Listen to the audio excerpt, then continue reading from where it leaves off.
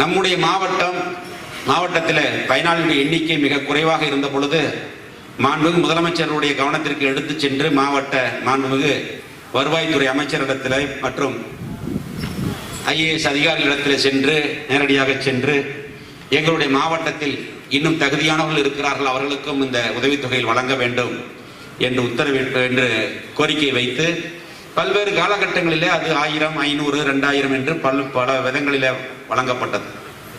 அதன் பிறகு சென்ற ஆண்டு நடைபெற்ற மாவட்ட ஆட்சித்தலைவர்கள் மாநாட்டில் மாண்புமிகு தமிழகத்தினுடைய முதலமைச்சர் எடப்பாடியார் அவர்கள் 5 லட்சம் பேருக்கு தமிழகத்தில் முதியோர் உதவித்தொகை, விதவைகள் உதவித்தொகை வழங்கப்படும் என்று ஆணையிட்டார்கள்.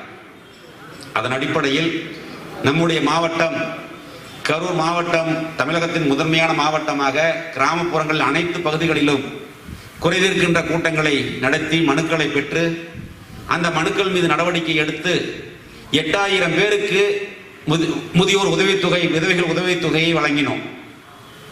அதன் பின்னர் பெறப்பட்ட மனுக்களில் சில மனுக்கள் மீது நடவடிக்கை எடுக்காமல் இருந்தது. அதையெல்லாம் மீண்டும் பரிசீலித்து தகுதியானவர்களுக்கு வழங்க வேண்டும் என்று கேட்டுக்கொண்டதற்கு இணங்க மாவட்ட ஆட்சித்தலைவர், வருவாய் கோட்டாட்சியர், மாவட்ட வருவாய் அலுவலர் எல்லாம் மீண்டும் மனுக்களை பரிசீலித்து இப்பொழுது மீண்டும் 2ஆம் கட்டமாக 5000 பேருக்கு அந்த முதியோர் உதவித்தொகை, விதவைகள் உதவித்தொகை, மாற்றுத்திறனாளி உதவித்தொகையை மாண்புமிகு தமிழக முதலமைச்சருடைய அனுமதியோடு நாம் இன்று மாவட்டம் முழுவதும் 2 நாட்களில் வழங்க இருக்கிறோம்.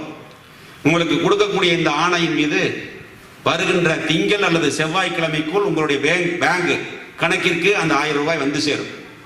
மாதம் 1000 ரூபாய் என்பது உங்கள் வாழ்நாள் முழுவதும் மாண்புமிகு அம்மாவுடைய அரசு உங்களுக்கு உதவி செய்கின்ற வகையில் வருடத்திற்கு 12000 ரூபாய் அள்ளி கொடுத்த அரசு, அம்மாவுடைய அரசு அள்ளி கொடுத்த முதலமைச்சர் எடப்பாடியார் அவர்கள் என்பதை நீங்கள் நன்றியோடு எண்ணி பார்க்க வேண்டும். 5 லட்சம் பேருக்கு உதவித்தொகை வழங்க வேண்டும் என்று ஆணையிட்ட பொழுது நம்முடைய கரூர் மாவட்டத்தில் தான் 2ஆம் கட்டம், முதல் கட்டமும் 2ஆம் கட்டமும் சேர்ந்து 13000 பேருக்கு அந்த உதவித்தொகைகளை மாண்புமிகு முதலமைச்சருடைய அனுமதியோடு நம்முடைய மாவட்டத்தில் வழங்கி இருக்கிறோம். இன்னும் தகுதியானவர்களுக்கு மனு கொடுத்தால் அந்த மனுக்களை பரிசீலித்து மீண்டும் 3ஆம் கட்டமாக மாண்புமிகு முதலமைச்சருடைய அனுமதியை பெற்று நம்முடைய மாவட்டத்தில் தகுதியான அத்தனை பேருக்கும் அந்த உதவித்தொகை கிடைப்பதற்குண்டான வழிவகை செய்யப்படும் என்பதை இந்த நேரத்தில் அன்போடு தெரிவித்துக் கொள்கிறேன்.